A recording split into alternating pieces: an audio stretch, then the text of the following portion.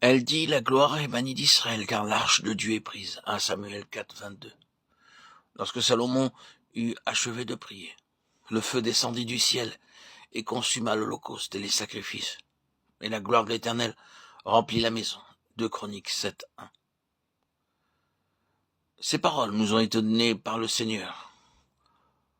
Cela signifie que le Seigneur veut nous enseigner, nous diriger, en tant que collaborateurs et compagnons de Dieu, pour travailler avec lui, en vue de ramener sa gloire au milieu de son peuple.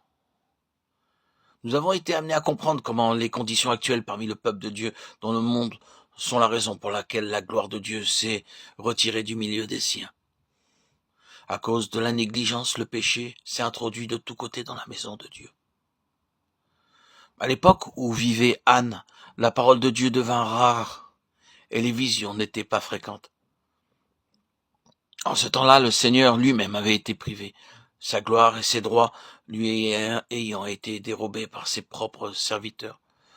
La portion qui devait revenir à Dieu avait été volée par les fils du sacrificateur, Élie, ainsi que par leurs serviteurs. Alors que les Israélites venaient pour offrir leur sacrifice au Seigneur dans la maison de Dieu, les serviteurs des fils du sacrificateur Élie venaient avec leurs fourchettes à 3 dents pour s'emparer pour eux-mêmes de ces portions. Ainsi, ces portions qui étaient destinées à Dieu furent volées par les serviteurs des fils d'Élie pour leurs propres besoins, pour leur propre satisfaction. Et si quelqu'un voulait s'opposer à cette manière de faire, il se voyait appliquer la violence pour lui prendre de force les portions d'entre ses mains.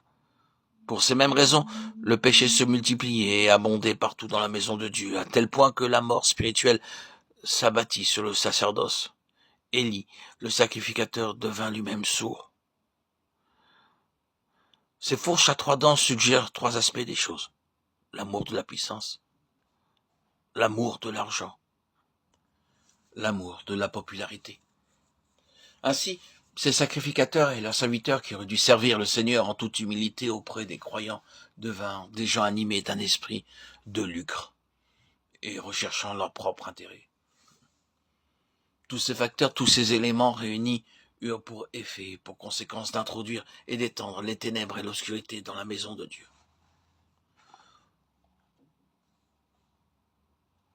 Ces mêmes facteurs, ce même état de choses est encore agissant de nos jours parmi le peuple de Dieu. Dieu s'est servi de 4 personnes, 4 instruments, 4 vases choisis pour amener sa gloire dans son peuple. Et si nous lisions et étudions attentivement les 2 livres de Samuel et le premier livre des Chroniques, nous verrions comment Dieu agit avec minutie et avec sagesse en vue de ramener sa gloire parmi les siens. C'est en agissant ainsi avec nous pour notre éducation que le Seigneur nous amène à être ses collaborateurs, ses compagnons, ses amis. C'est là un privilège qui n'est pas donné aux anges. Même s'il y a beaucoup d'anges, un grand nombre d'anges puissants et rayonnants, ce n'est pas leur privilège. Ces anges, en tant que serviteurs de Dieu, entendent continuellement la voix de Dieu et obéissent à sa parole.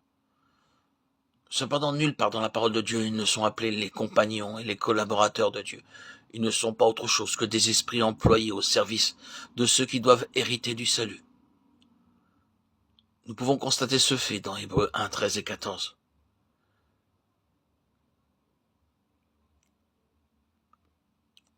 Quant à nous, croyants, nous avons une très grande responsabilité qui repose sur nous, celle de ramener la gloire de Dieu au milieu du peuple de Dieu. De nos jours, nous sommes confrontés avec des conditions identiques à celles qui prévalaient du temps de Samuel et d'Anne. 2 Timothée 3, Paul parle de 30 signes des temps de la fin.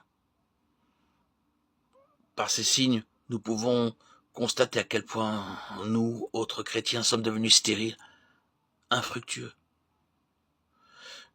Je vous invite à lire entièrement tout ce chapitre 3 de 2 Timothée. Nous y trouverons une trentaine de signes qui caractérisent l'état spirituel du peuple de Dieu au temps de la fin. Mais en même temps, Dieu se prépare partout un résidu, un reste au travers duquel il puisse manifester sa puissance et sa gloire.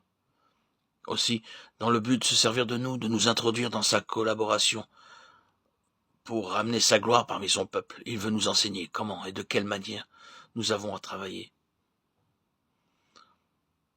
Lorsque nous acceptons le Seigneur Jésus-Christ comme notre sauveur personnel, nous entrons par là même dans une septuple compagnie avec le Seigneur. Par cette union avec Dieu, nous devenons ses collaborateurs pour exercer son ministère sur la terre.